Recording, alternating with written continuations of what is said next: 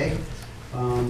So I'll read the public meeting notice, and then we'll answer that with regulations and the project. So, Bolton Zoning Board of Appeals will deliberate on the comprehensive permit application of Still River Road Development LLC for proposed housing development to be located in Bolton's residential zoning district on Still River Road identified on Assessors Map 8B as possible 32, 6.68 acres. The applicant is seeking to construct 8 units of home ownership pursuant to Master General Law, Chapter 40B. The development will consist of 4 2-unit duplex style buildings located on 2 lots each containing 2 duplex buildings in conformance with Master General Law, Chapter 40B. The development will contain 2 affordable units. So, with that, we'll start going through the project and put our decision. So what we want to first do as a board, we need to deliberate on the proceedings and on the findings that we'll have to make to incorporate into our decision. So what I'd like to get is feedback from the board, mine as well as yours, on a list of various key matters that were part of the hearing that sort of go to the complexity of the project and potentially why we wouldn't have approved waivers and potentially not grant the process. So we sort of trying to put it in some type of structure.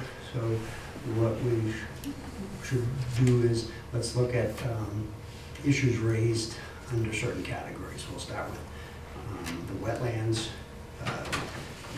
We've gone through comments about that. We'll look at private wells, water supply, stormwater, and then maybe the open space issues. So with that framework,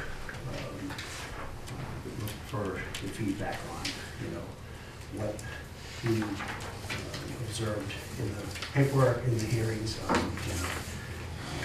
know for me, some of the key issues that we sort of had to deal with or were apprised of was the proximity of the project all within like the 100-foot buffer area, the flood zone, flood storage, stream on the property, things like that. So we want to talk about those types of items here. So any ideas at this point or any comments? Well, I think my initial comments are that this is a very intensive project in a very small piece of land in a critical area of environmental concern. And the net result is we're pushing the envelope on, offsets to sidelines, offsets to wetlands, offsets to, Board of Health requirements for offsets to, wetlands and sewer systems. And I just think there's an awful lot of stuff packed into this project, which basically requires this many waivers, which we have. I would add that, additionally, the site was approved for single-family dwelling with the same type of restrictions that we were putting, multiple units in the same space, which I think will impact all of the kind of wetlands and codes.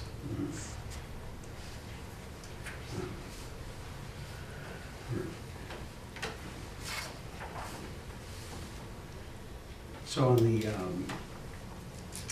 some of the, we talk about the stream, whether intermittent or perennial, and the impact on that. So, I mean, some of the issue we had as far as the documentation is, some of the preliminary, or we never really got the information that we were requesting because, Yeah, we never found out whether it had been established as a perennial stream, and so it's still up in the air as far as its status.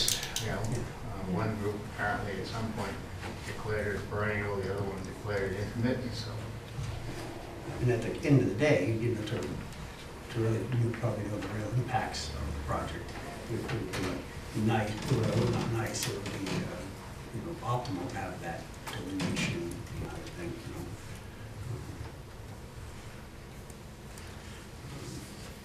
So, and then depending on the delineation, and the unresolved matters around that, it's unclear whether or not the whole project is within 200-foot riverfront.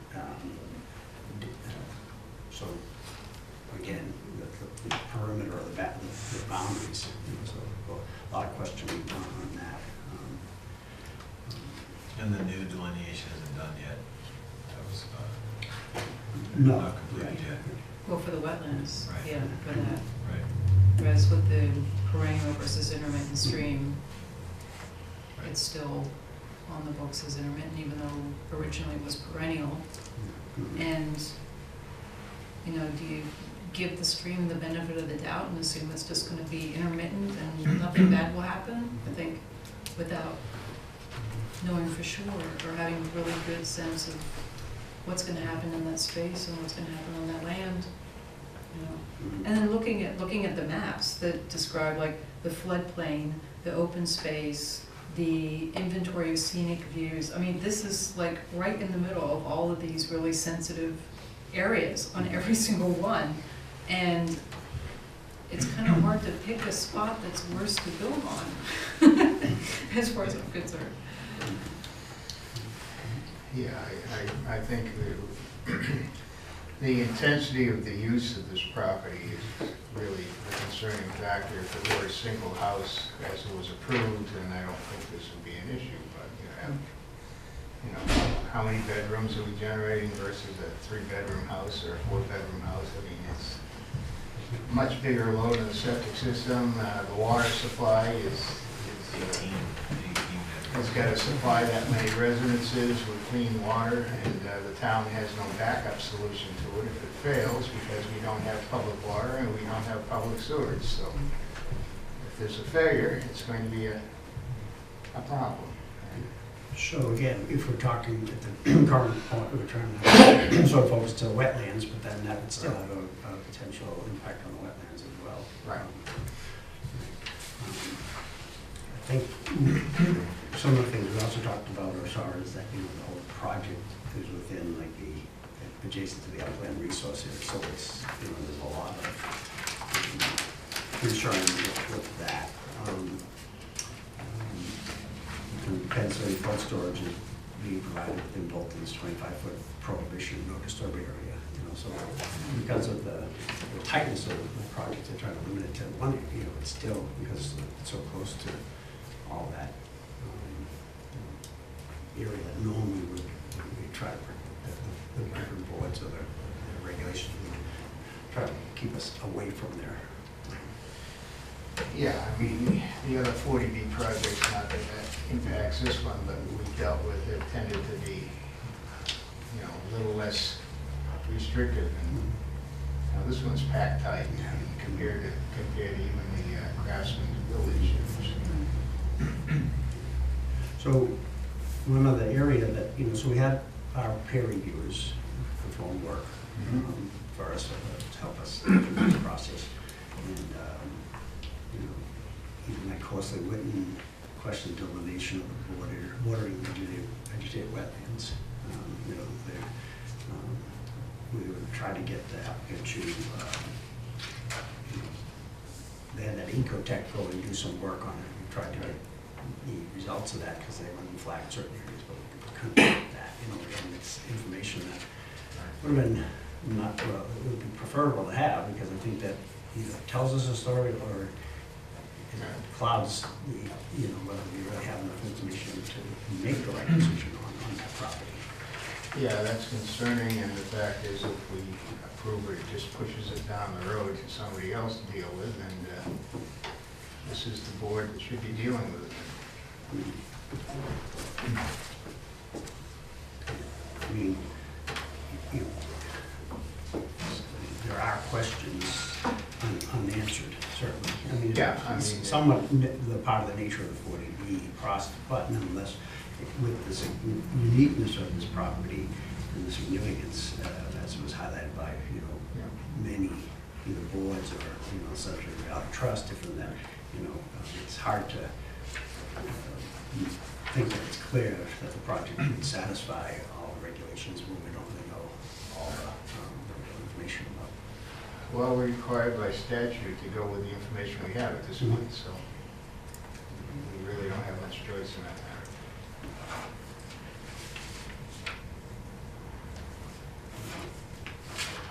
So, I mean, without sort of getting some of that information, I would sometimes question whether the applicants fail to demonstrate the project will not affect the wetland habitat significantly. Because we don't have that information, or reasonable, that there's reasonable alternatives to the proposed work won't, you know, be detrimental. Right.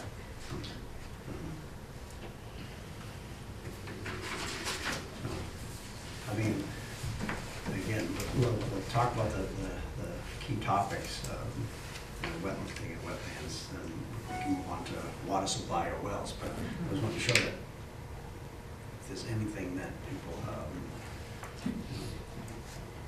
have as far as issues or concerns with that first topic, that we discuss it now. So sure, certainly record it within our deliberation meetings. If we, Yeah, there's nothing that's been shared with me that says that there will be a significant impact to the wetlands based on what they're looking to develop. have we spoken to your concerns there, Kay, do you think, or anything that we haven't talked about in Well, this area of wetlands? Yeah, I mean, we talk a lot about wetlands, but I think that, and yes, I agree with Brian that, you know, how can we say for certain that the wetlands aren't gonna be impacted? I think something with that much intensity and, you know, compared to a single-family dwelling, I think it's substantial. I don't see the logic in saying that just because it's all on the same spot, it's gonna have the same impact. It doesn't make sense to me. Now, there's the matter of the wetlands, but to me, the issue of groundwater is, I mean, that's almost a separate thing to me. Yeah. And they want to waive the wetlands, they want to use the Massachusetts guidelines for the Wetlands Protection Act, but how does that speak to the groundwater? So is that, I don't consider them necessarily one and the same, because you got wetlands and then you have what people are pumping into their houses to drink and cook with. So I think that, you know, to say that the wetlands, to waiving the wetlands protection should apply, it just seems to be implied that that applies to the groundwater as well. To me, it's a separate issue. Well, you have another thing too with, you know, we have a lot more people living there taking medications, and we know where the medications end up. And they are not filtered out by the septic system, so they end up in the groundwater. So it's another intensity issue that, Yeah. So, I guess one of the items are just for summary, because we bounced around in this area, but, you know, there were opportunities that we asked for documentation as far as from the applicant to you know, speak toward some of these areas, and one being the stream, you know, to get the delineation that was sort of denied. We declined to get that finalized. Getting the delineation of vegetated wetlands through the flags that they were put in by Acuvitech, we didn't get that information. At one point, with regard to the water sampling program to protect the resource areas, you know, we did decline to do that sort of water sampling program at this time. You know, so again, hard areas that speak toward difficult to really prove that there won't be a negative impact in my mind.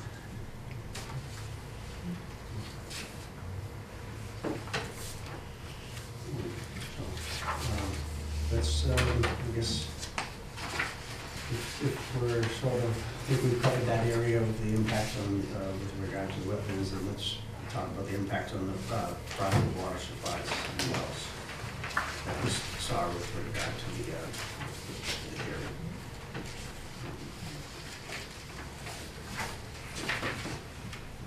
I know we had concerns raised from Board of Health, as well as others with the septic leaching fields were in such close proximity to the wetlands that potential that if something goes awry or not maintained properly, that there will be a potential significant impact to public wells and private wells. Even if it is maintained properly, there are system failures. You don't know what the subsurface soils are at the moment to any great degree. And if you end up with a situation, the state has one set of requirements, the town has a greater set of requirements because we're a town with no alternatives. We don't have a sewage treatment plant we can hook up to. Right. And we're one of 50 towns in the state that doesn't have that option. So we have no public water system to provide. Right, and we have no public sewer system. And, you know, the group that sort of certainly oversees this for us, with their technical capabilities of Board of Health, and they, in general, you know, requested that we comply or maintain the compliance with the Bolton's regulations. So, we talked about the water sampling program again, mostly what Whitten had recommended to protect the resource in the wells, and again, that was followed through at least at this time by the applicant. I'm not sure, or at least I haven't been convinced that if anyone else shares the same concern or has a different concern, or a different feeling on this, but I'm not convinced that the complying with state regs alone is sufficient and necessary to protect this private side in the circumstances that we're dealing with, you know, because of some of the things you mentioned. We don't have those infrastructure resources that would give us sort of a backup to protect versus, you know, it's unique. The property's unique, and our town is fairly unique in that it's only one of 50 out of 350 towns that don't have those resources that we do. So,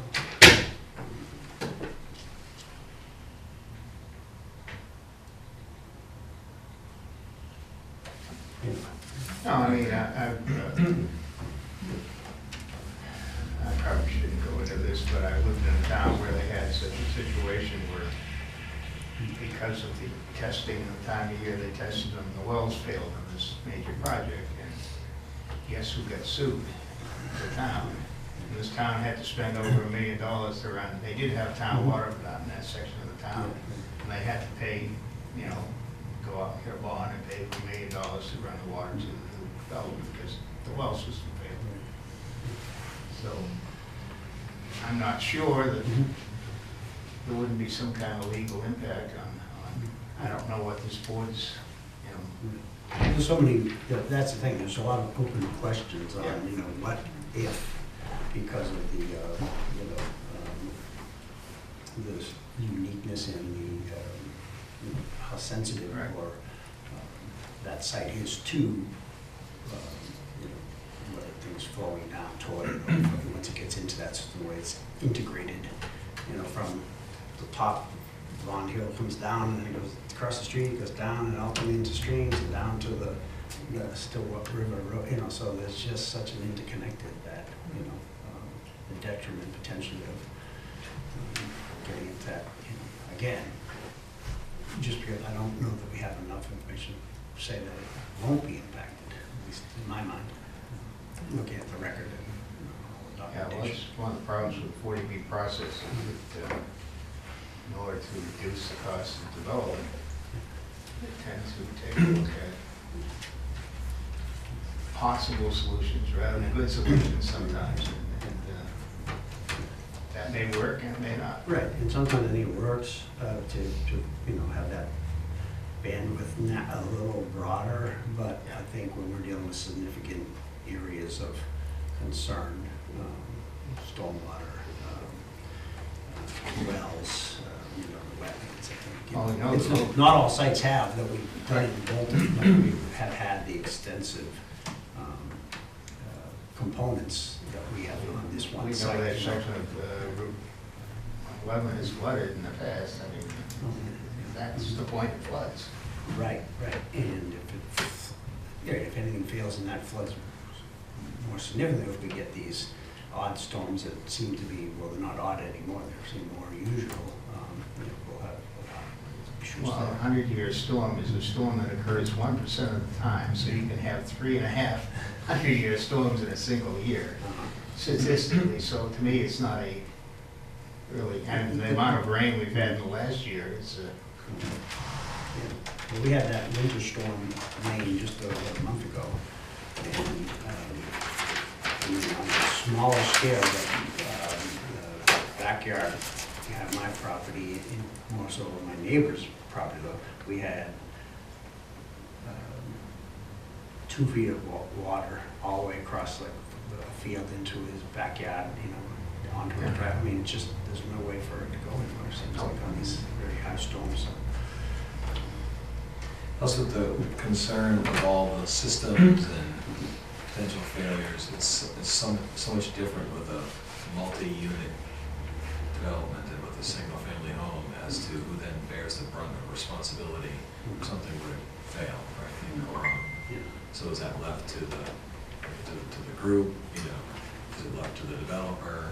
Well, it seems like, at least from what the developer and the applicant had said at this point, once they turn it over to the homeowners association, it's the homeowners association, so depending on the gravity, they have enough resources to deal with it. I don't know if that's an insurance issue at that point or whatnot, but, So it's at some point, someone goes away, it looks like they're. It ends up being left to people that had none of this interaction or conversation or knowing as to what they were getting themselves into going into the development, which bothers me. Other than, they walk in and they probably give some type of, buyer beware. Where you buy, you open to dinner, or your realtor gives you some ideas, but yes, I have the same concern, it's a lot of potential could happen if there are delays. I think there's a lot of consistent dialogue then on the, with regard to the stormwater. It's private water supply and wells. So, stormwater, I know that was another issue. Concerns raised related to the subsurface infiltration systems. And you probably, from planning board and your background, have more experience with that. But there was the issues of overflow and potentially how that would impact. I can think of a couple of projects that didn't work out too well. But Even though they had those infiltration systems, Well, if they they- fail, they overflow or something. they were they topple it. drainage structures. They weren't infiltration systems, but, they were ponds, they were retention ponds. It didn't exactly work out the way the engineers planned. One of them topped over, and the other one that was supposed to collect didn't see any water, so water flows downhill sometimes. It doesn't. So any type of improper maintenance of the systems or any failure of the systems or any overflows because of, again, the proximity of that stormwater or any type of drainage will affect that wetland Right. resource area and, potentially private wells. Again, depending on how significant it would be, but it also going to flow toward, downhill. Probably the low point. Mhm. That happens to be the road. Yeah. That's, I know there also, I think it was Erica that, on behalf of our board, requested like a permeability test to verify the infiltration rates and whatnot. And I think that was, if I recall, declined from again, not having to do it, it wasn't required. But, more information that if we had, maybe we think about the proper for me, without some of those key items up there. Again, it just doesn't give me full comfort feeling that the project would be done right, or that we know all potential impacts. Another question I have is the benefit to the town. We need to fulfill our obligation for affordable housing, but is this particular project doing that? And is this the best way to satisfy that need? And, we're getting 2 units out of it. Potentially, you're right, yeah. Yeah, I'd say, again, from being on this board historically, and then any 40B that we've done in this town, I've been a part of the board on that, you know, I've been chaired in all those years, but, you know, the Bolton zoning board as well as the town in general, you know, affordable housing commission, we had a lot of dialogue on it and recognition that the affordable housing statute is important and that we should have affordable housing in town, you know. But we've always looked at the sites that we've had and proposed and worked through it, and I think almost all of them have worked to some negotiation as far as the density bonus, because there was more property to probably deal with it, and, you know, we ultimately were able to, you know, come up with some affordable housing stock. Granted, we're still underneath it, but again, they aren't as concentrated, I would think, as like the small parcel here, we're trying to put that many units on it, so. I mean, certainly Bolton,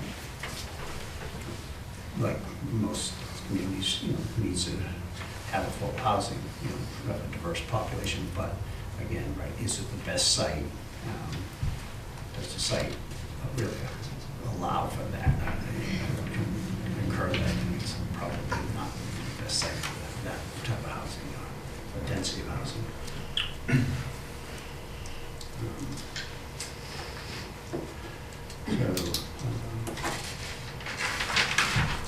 And then I guess one of the last areas of big concern that was brought up, you know, by board members. We had third-party, town representatives, whether it be Sudbury Valley Trust, Harvard,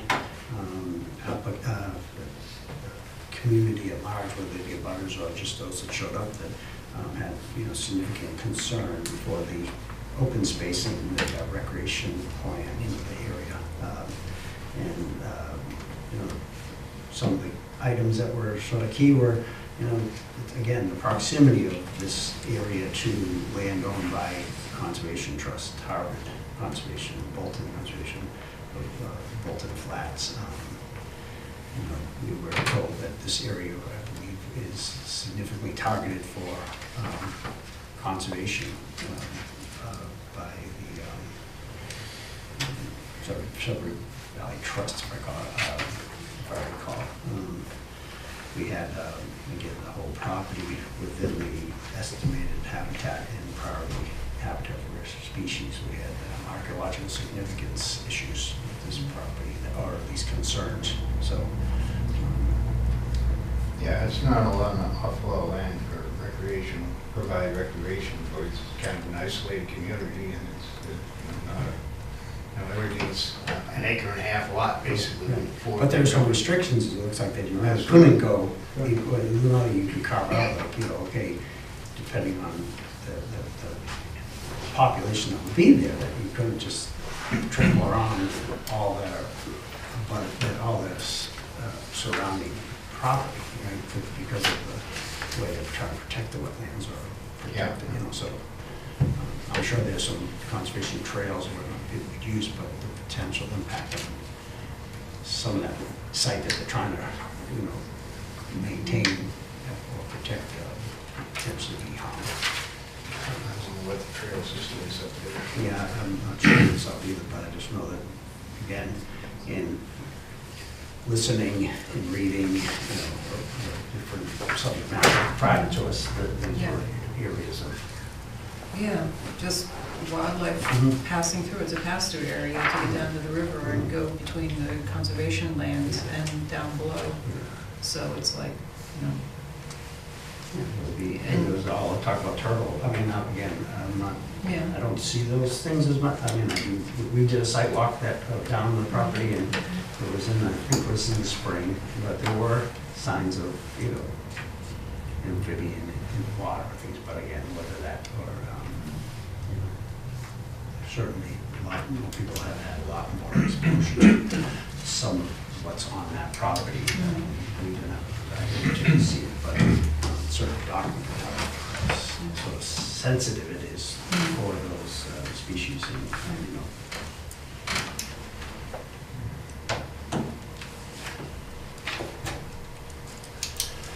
So, And in terms of protecting it, I always wonder, because, I mean, if somebody buys a dwelling on that land, then they're the owner. If they're not particularly inclined to protect it, or they just, it's not really at the top of their list of priorities, you know, we really don't, there's really nothing that anybody can do and nothing that anybody can say. They'll do what they want to do. yeah. So, and, you know, and with, you know, 8 units in there, you know, who knows? Yeah, I mean, sometimes it puts a burden on the butters Right. to say, you know, keep a watchful eye out on your neighbors to, you know, make sure they don't, you know, move their stuff into, you know, Right. areas, or they don't cross harm on areas and things like that, but I don't know if that's the, you know. Asking the neighbors to police. Yeah, the or even situation. themselves, you know, it's hard, Yeah, it's hard yeah. to, you know, to police your or, you know, Right. everyone wants to be, Yeah. try to be good neighbors, and Right, but yeah. at some point, you know, some of the life's worst battles are when you have to, you know, challenge what you think is your friend, or, you know, your neighbor, Yeah. and say, you know, but.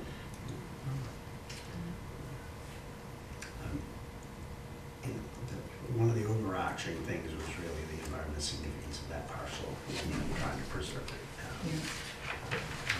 And I think it's unique that, I mean, sometimes the applicant spoke to, well, they just want to be treated like a regular residential, you know, project. And it was clear in my mind, but also I think many times different board members indicate, this isn't a normal residential project. This isn't a normal residential parcel because of the uniqueness of all the, you know, whether it be the proximity, too close to everything, or and the components of things that are there, whether it be environmental. It would never be approved, regular residential development wouldn't be approved here. You'd have to be, the only reason why they can even ask for it to be approved is because of the 40B requirements, that then can ask for leniency on all the waivers. One thing we didn't talk about, I don't think, maybe I missed it, but on the wetlands, the one thing that bothered me a bit was we asked for the data that they had received so far from Ecotech. Yeah. They weren't finished yet, Mhm. but they still wouldn't share the data. That Right, was, yeah, that was, we sort of talked a little bit about that, saying that, you know, they had all the wetland flags. We asked for the ecotech, but they said, right, Right. that is a, you know, we had the information, you know, they were, oh, yeah, here it is, from, it sounded like comments from, whether it be, I think it was conservation, or whether it could have been there, that type of request is standard, and that the information should be provided. it's already available. And if it's not, Right. if it's not, then, you know, it wasn't really good, other than, you know, when it's done, when they're final, Right. they'll give it, but, you know, we don't have the luxury of time to wait for final. Right. As a board, we have to move this hearing through, but also, I think it goes a long way, I think, to the boards that have to intend to look at it. It's like, give us, if we have the information, you know, maybe we can, you know, help you get through, say, the waivers. Maybe there's waivers we potentially could look at in a different light if we have more information, but barring that information, I think, you know, how we spoke about the waivers last week, the last hearing, probably, you know, we, is why some of them went that way, because it's hard to decide any other way, logically, in my mind.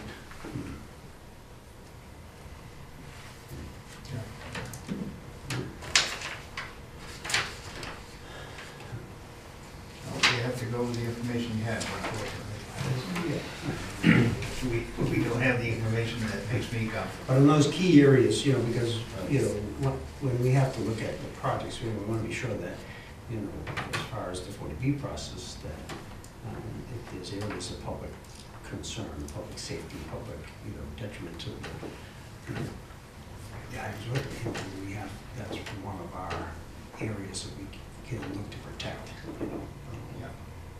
So, in those key areas, is there any other area that people had? I had some issues public about? safety, public safety concerns with the entrance onto Route 111 Mhm.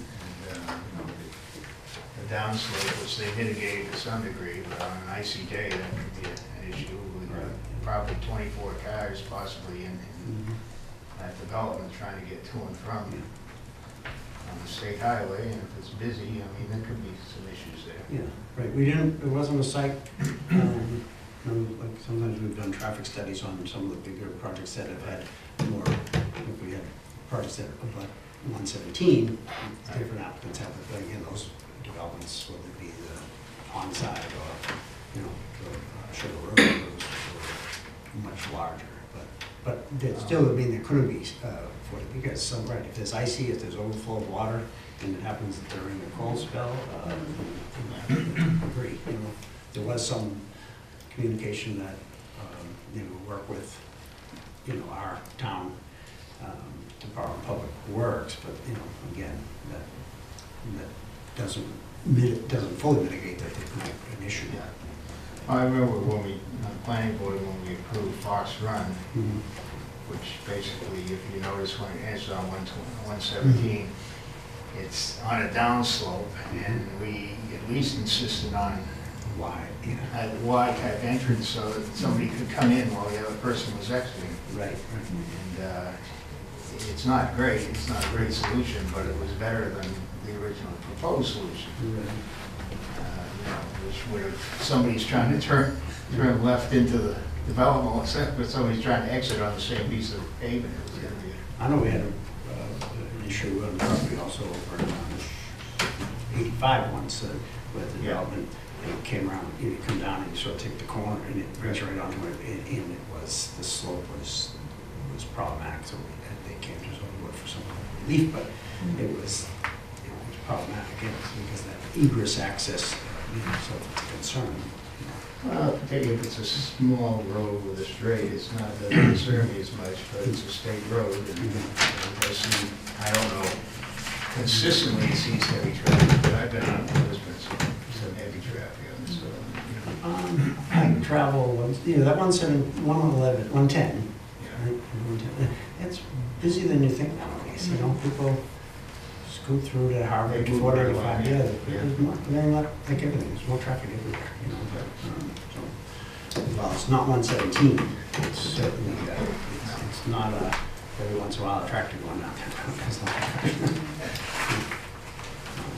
And it is a kind of a fast spot too, because it's down at the bottom of the hill or down towards a dip where people pick up. The other thing too, the amount of, or lack of space inside the development for all the cars, that's another thing cause for concern for me, because if I remember correctly, they don't have enough garages for everybody. Everybody's got one garage and then another parking space outside. Yeah, so it's great if everybody drives Miatas, but, cars are getting bigger and bigger. Well, somebody has a party. And somebody has a party, exactly. Does it become a public safety issue, and when it snows, and all the snow is there, how, just trying to maneuver a plow, or, just trying to get around in there, I think it's very tight. It's very tight. I think if I recall, it kind of speaks to the minimums, that they had, as far as they would have at least what is required, but I don't think again. Yeah. So, It just comes down to the trend, it's too many units for the size of the site. Right. If you reduce the number of units, that makes it probably uneconomical for the amount of land work that's got to be done, and septic and everything else. So, and then the potential harm to these critical items. yeah. So, I think we've captured the flavor of those areas. Anything, I don't want to belabor the areas, but I think we, okay. So, so at this point then, what the things we didn't finalize last week that we need to finalize this week is we have to go through this list of waivers again, and we made our decisions on those waivers last Right. time, but we spoke about at that hearing that we would then formalize those with votes on the individual. So at this time, we'll go through and we'll ask to consider again whether we grant or deny the requested waivers from the provisions of the groundwater protection bylaw, the wetlands bylaw, water health regulations for subsurface disposal of sanitary sewage and the zoning bylaws. So again, based on the discussions last meeting, there were various views expressed on various waivers. And so we're going to ask that do separate motions for each waiver, and we'll just walk through them again and formally record our vote to either allow to grant the waiver or not deny the waiver. Okay.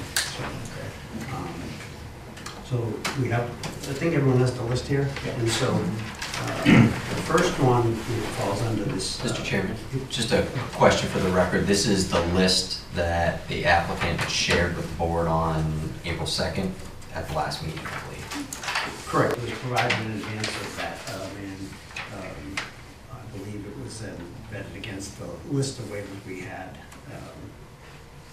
in the record up to that point, right, Erica? But these are the final waivers that we... These are the final that was provided on April 2nd. And this was based on, was it the relocation of the... Correct. Septic, based on the Board of Health, right? The relocation of septic being based on moving the buildings one into I just that. want to clarify that for the That's record, so that We know that when we got around to the Yeah. minutes later on, everybody knew, was working off the same piece of paper. Okay, that's fine, good point, thank you. All right, so the first request for the waiver is within that first paragraph under Bolton Code 147 groundwater protection. So the bottom of the last sentence asks for a specific waiver requested from section 147. 18.3 to allow for construction of this development, which includes multiple duplex style structures. So there's a motion on that waiver under the groundwater protection bylaw. Given that this item relates to the development of multiple style duplex structures, which is common to most other 40B projects, and in keeping with our previous discussions on this topic, I move that the board approve the requested waiver from the groundwater protection section of the code. So is there a second? I'll second. Brian Holmes. So it's been seconded, so all in favor of the approval of that waiver, say aye? Aye? Aye. Okay. All right, so then we'll start down. We have to record all the votes. Was it unanimous? So is that unanimous? Didn't We're talking about groundwater recording all the protection. votes? Oh, no, we have to do individual, so that was just that one. Right, but are we recording the Oh, actual vote individual? Whether it was 5-0 or whether? All in favor was unanimous, wasn't it? I didn't hear I any. said aye. Yeah. Did anyone say no? I didn't vote. Oh, I did vote, vote. okay. That's kind of why I brought it up, because I didn't know if you So all still. in favor, let's do it. All in favor, say aye. I say aye. Aye. Aye. Okay. No? If this is just the start of this, so we can be going individually. Yeah, we have to do individually. Yeah, I'll go on then. Yep. 4 or 5.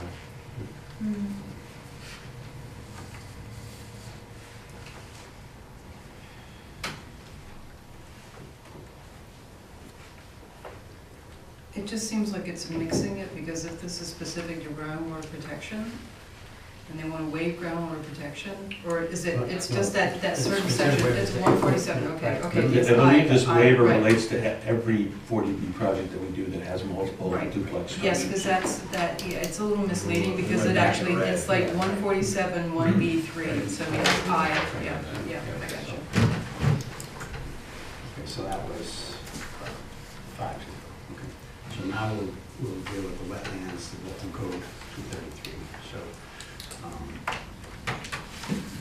So the first was to allow Unit 1 to be located 35 feet from the edge of the wetlands, and the deck of Unit 1 to be located 31 feet from the edge of the wetlands. I move that the board deny the requested waiver from the wetlands section of the Bolton bylaws. Okay. For a second? Second? Okay. And so all in favor to deny that waiver, say aye. Aye. Any nays? No nays. All right, and the next waiver, so this will be number 2 under that section, is to allow Unit 2 to be located 26 feet from the edge of the wetlands, and the deck of Unit 2 to be located 18 feet from the edge of the wetlands. I move that the board deny the requested waiver from the wetlands section of the bylaws. Second, do you have a second? Second? Oh, Okay. yes. And all in favor to deny the waiver? Say aye. Aye. Aye. Aye. Is that unanimous? Okay, thank you. Third one is to allow Unit 3 to be located 30 feet from the edge of the wetlands, and the deck of Unit 3 to be located 32 feet from the edge of the wetlands. I move that the board deny the requested waiver from the wetlands section of the bylaws. Okay, so we have a second, okay, thank you. So we have a motion to deny, all in favor? Aye. Aye. Aye. Is that unanimous? Okay.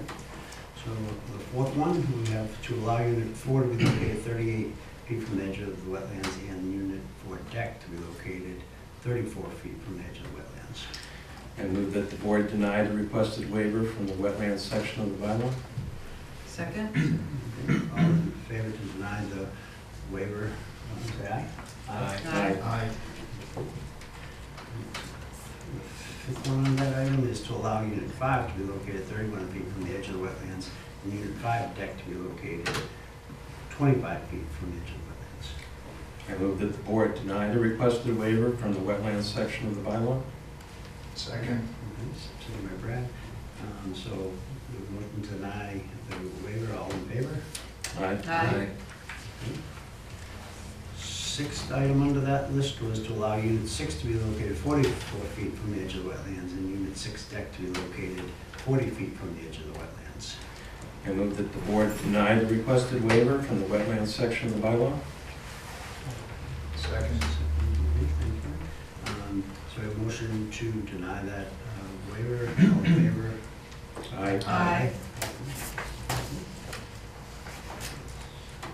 Again, so the next one, item 7, is to allow Unit 7 to be located 65 feet from the edge of the wetlands, and Unit 7 deck to be located 75 feet from the edge of the wetlands. I move that the board deny the requested waiver from the wetlands section of the bylaw. Second. Second by Brian, thank you. So a motion to deny Unit 7 waiver, all in favor? Aye.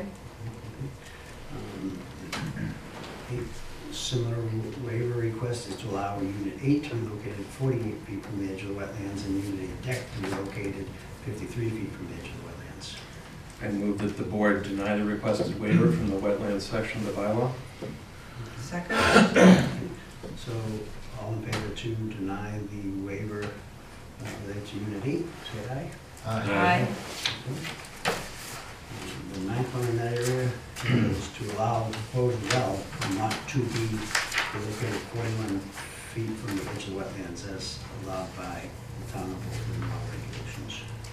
I move that the board deny the requested waiver from the wetlands section of the bylaw. Second? Who seconded that? I'm sorry. Okay, or Yeah. Brian? Okay. They're simultaneous. Yeah. Okay, so we have a motion to deny the waiver to allow the proposed well on lot 2B. All in favor to deny the waiver? Aye. The 10th item on that list is to allow the proposed well on lot 2C to be located 60 feet from the edge of the wetlands, as allowed by the town of well regulation. I move that the board deny the requested waiver from the wetlands section of the bylaw. Second. Second, okay, thank you. All right. So, all in favor to deny the proposed well on lot 2C waiver, say aye. Aye. Aye. Okay. The orange one on there is to allow a sewage disposal system reaching area in tanks on lot 2B to be located 50 feet from the edge of wetlands. Allowed by 310 CMR 15. I move that the board deny the requested waiver from the wetlands section of the bylaw. Second. Brad? All in favor to deny the waiver, say aye. Aye. Everybody? 12th one in that section, to allow the sewage disposal system reaching the area in tanks on lot 2C to be located 56 feet from the edge of the wetlands as allowed by 310 CMR 15. I move that the board deny the requested waiver from the wetlands section of the bylaw. Second. Okay, so we have a motion to deny the sewage disposal system reaching in tanks on lot 2C. All in favor to deny? Aye.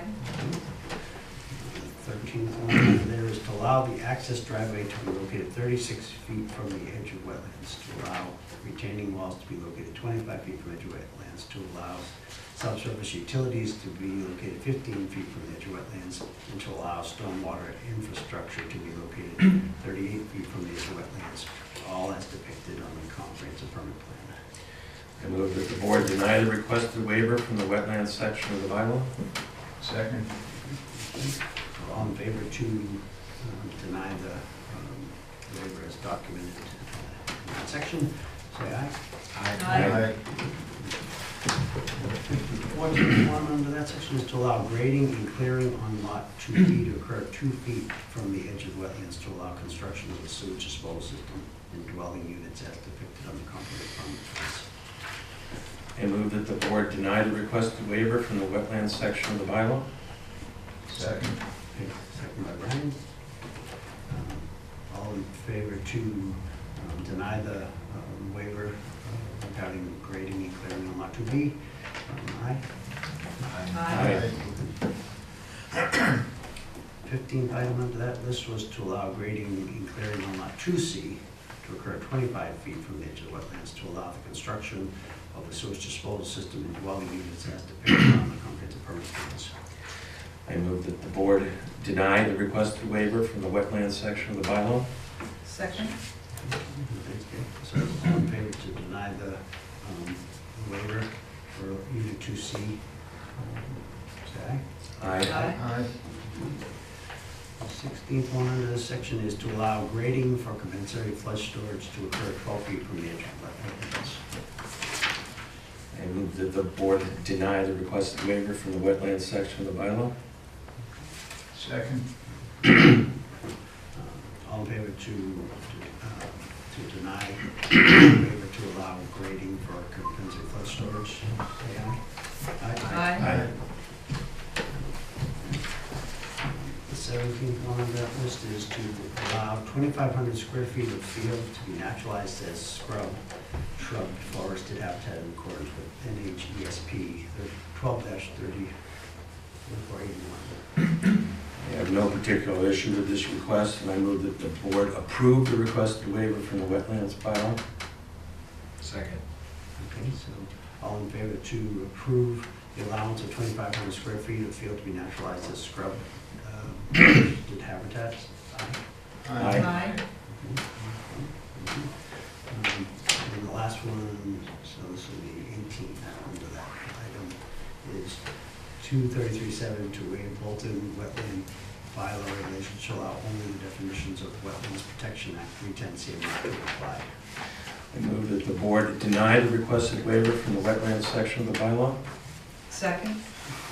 All in favor to deny the waiver request regarding Bolton wetland bylaw regulations, say aye. Aye. Okay, thank you.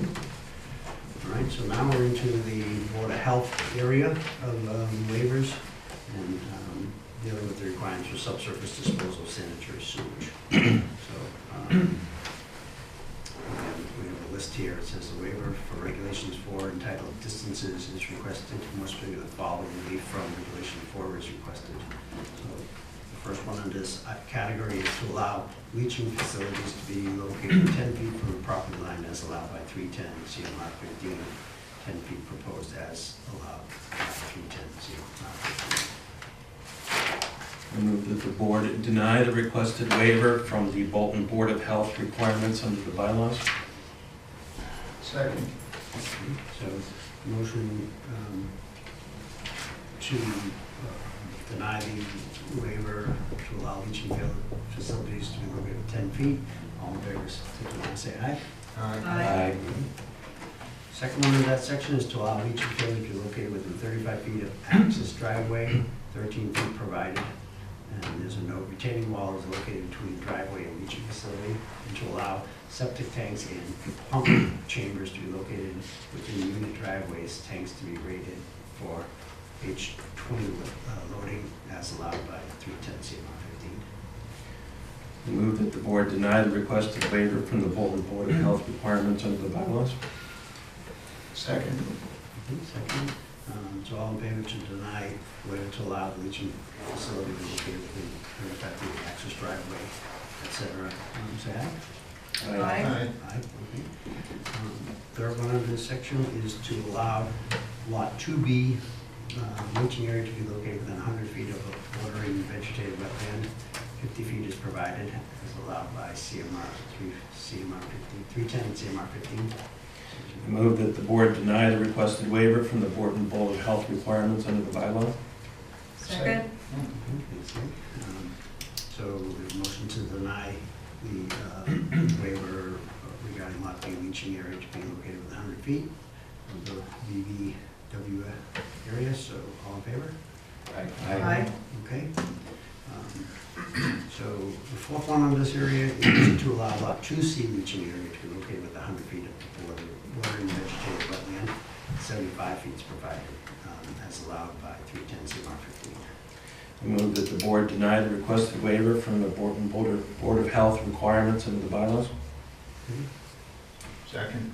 Thank you, Brent. So we have a motion to deny the Lot 2C leaching area to be located within 100 feet. All in favor? Aye. Aye. Fifth one of that area is to allow leaching facilities servicing a separate building to be located within 30 feet of each other.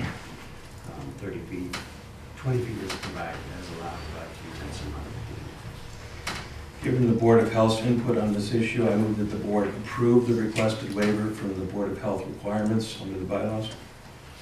Second. Okay, thank you. So we have a motion to approve this or grant this waiver to allow leaching facilities servicing a separate building to be located within 30 feet of each other. All in favor? Say Aye. Okay. The sixth one is to allow the septic tank survey units 1 and 2 to be located within 50 feet of wetlands. 41 feet is provided as allowed by CMR 15-310. I move that the board deny the requested waiver from the Bolton Board of Health requirements under the bylaws. Second. Okay, so all in favor to deny the waiver to allow the septic tank to service the orange to be located within 50 feet of wetlands, say aye. Aye. And then we have, that wraps up that category of health. But then we have one under Bolton well regulations, a waiver from section 4.1 entitled well location requirements is requested. More specifically, the following relief from section 4.1 is requested to allow lot 2B well to be located within 150 feet of a leaching facility in soils with percolation rates of 2 minutes per inch or less. 120 feet is provided. I move that the board deny the requested waiver from the Bolton well regulations portion of the bylaw. Second? So motion to deny the waiver request. All in favor? Aye. Aye. Alright, and then our last category of waivers dealt with zoning bylaws, Bolton's Code 250 zoning. So there are 1, 2, 3, 4, 5 under this area. So the first one is a waiver requested exception is being requested from section 250-12 as multi-structures as proposed in the comprehensive permit is permitted use that is not specifically stated as being allowed in the bylaws. I move that the board approve the requested waiver from the zoning bylaws. Second. Second, okay, thanks, Brian. So, a motion to approve the exception being requested from section 250-12. All in favor? Aye. Aye. Aye. And the second one is 250-13, dimensional regulations, minimum other yards to allow as sideline setback interior to the lots that are being created of 6 feet on lot 2B and 12.8 on lot 2C. I move that the board approve the requested waiver from the zoning bylaw. Second? So we have a motion to approve the 250-13 dimensional regulation, minimum other yards. Waiver. All in favor to approve? Aye. The third one is section 215-13C, one building per lot. An exception is being requested from sections 250-13C to allow for multiple principal structures on the lot. I move that the board approve the requested waiver from the zoning bylaws. Okay. Second. Second by Brian. So we have a motion to approve an exception waiver for 250-13 one building per lot. All in favor to approve? Aye. Aye. Okay. The fourth one is 250-13G, lot shape. An exception is being requested from sections 250-13G to allow lot 2B to have a shape factor of 0.4 where 0.5 is required. I move that the board approve the requested waiver from the zoning bylaw. Second. Second by Brad. Thank you, Brad. So we have a motion to approve the waiver requested from 250-13G lot shape. All in favor, say aye. Aye. And I guess the last one, the fifth one in this area, is deals with section 250-17 driveways and parking. The exception is requested to allow a shared driveway to access 8 dwellings on 2 lots. I move that the board approve the requested waiver from the zoning bylaw. Second? Okay, thanks.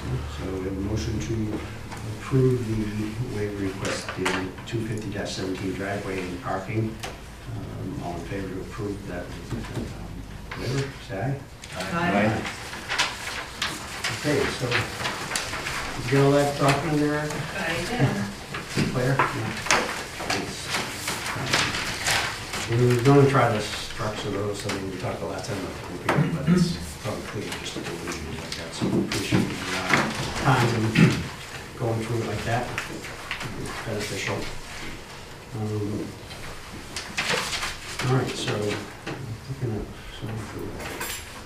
we've gone through our waivers, we've gone through our discussion, deliberations on some areas. So I think at this point, we're at the big crescendo of the project. So, I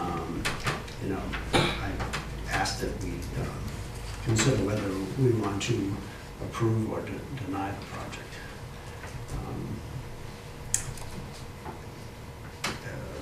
So we can entertain a motion to approve it. If we want to entertain a motion to deny it, I'd like to solicit support from Erica on helping craft that denial decision, given all the note-taking that she's done and whatnot. So is there an indication, or people prefer a motion to approve or a motion to deny? Well, Given where my my feeling is based on the number of waivers requested and denied, that the project as currently stands is impossible anyway, so So, I don't know what approving it does. yeah. But again, just, those are, we have two options, right? So I just Yeah. want to, but I think that if we do the second option, which is the motion to deny, then say I would prefer, I would like to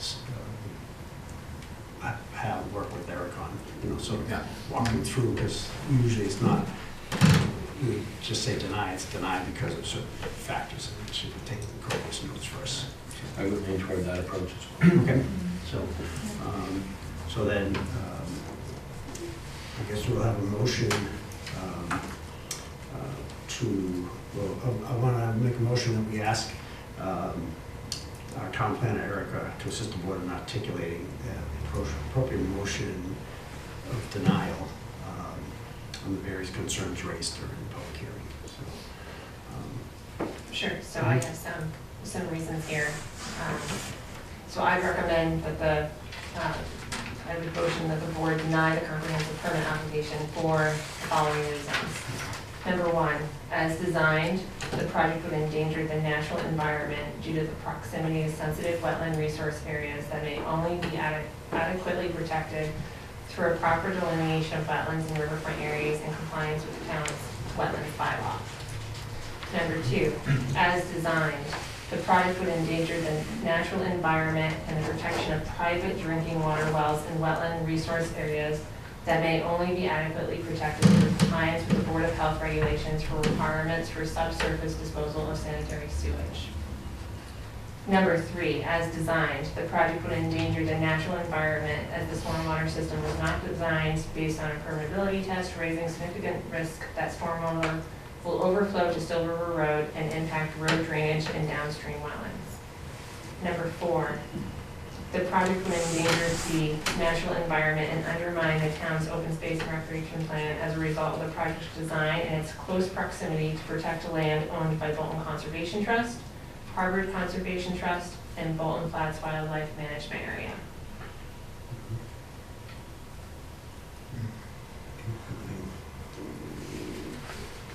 Critical, I mean, areas that happen, so.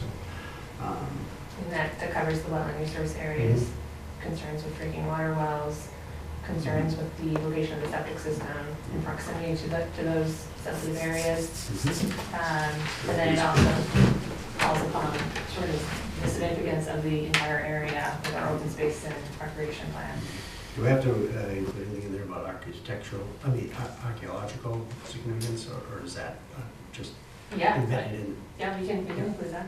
Yeah, I think we should That's a good point. at least add in there that archaeological significance. I know there was discussion in the public hearing about that. There was some at least idea that they would, the applicant would try to work with us on that, but I think it's just another key uniqueness of that site.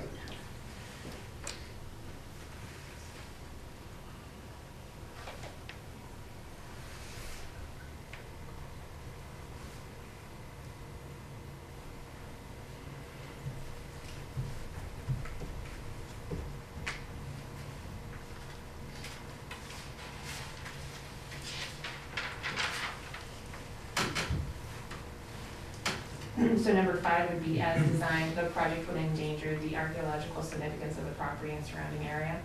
Does that work?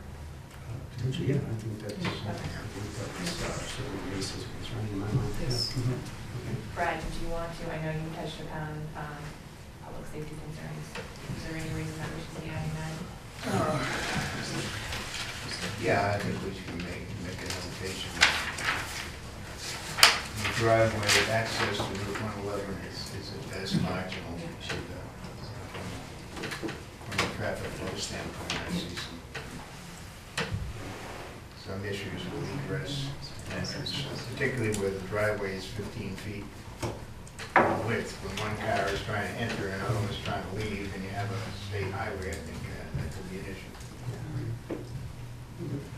Unless you have a car that's 7 feet, they can squeeze by the other car. Everybody on a motorcycle.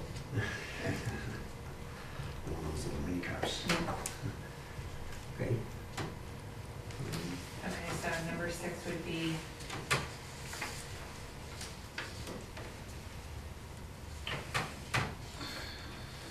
as for the design of the ingress egress, the project would endanger public safety.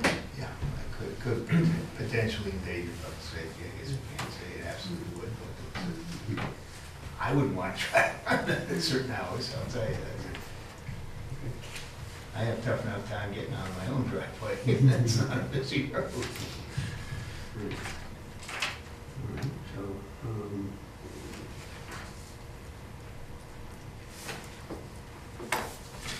any other items that we want to include in that motion to deny?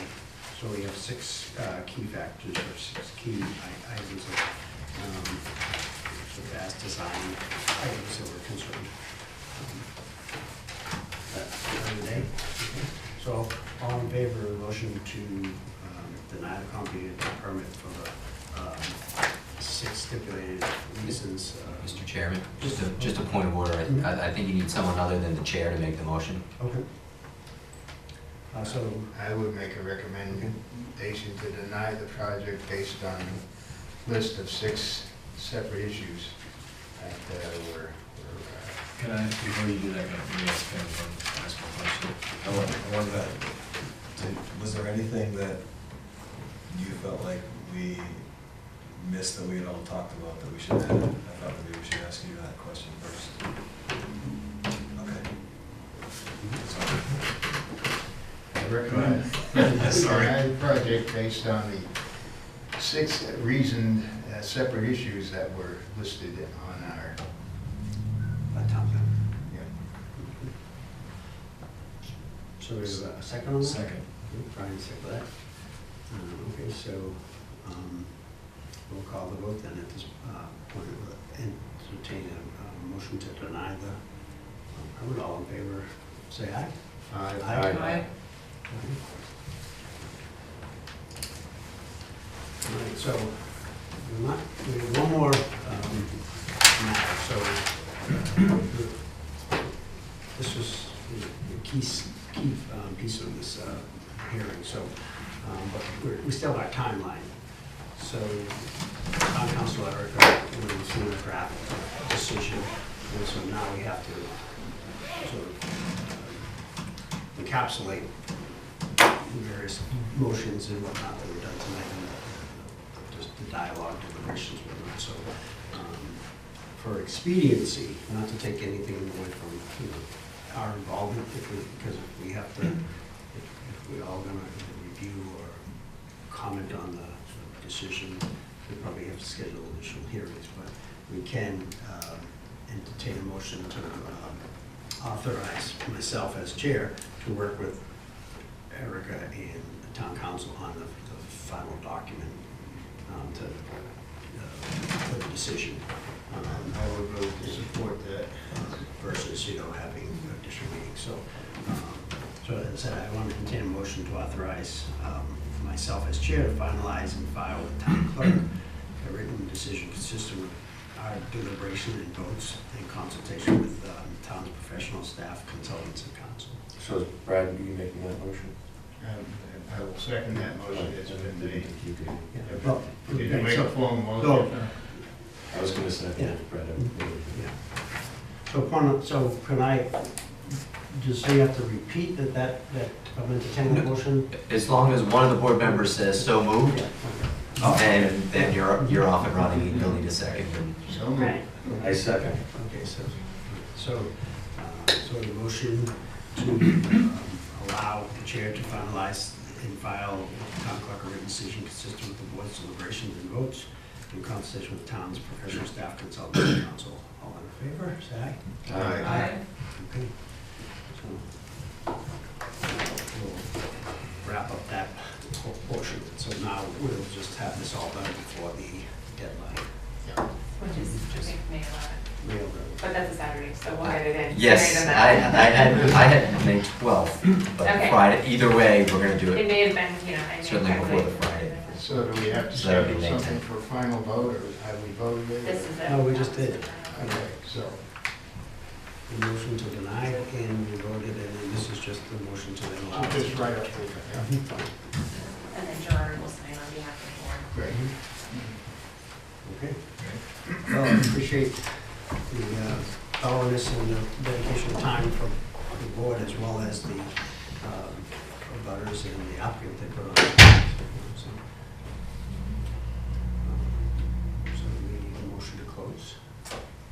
So I had approval of meeting minutes on the agenda, however, unfortunately, I just didn't get to it, so that'll get moved to the next meeting. Okay. So motion Motion to then? adjourn. Yeah. Make a motion that we close the Adjourn. later. Okay. Second by Paige, all in favor to adjourn? Aye. Perfect.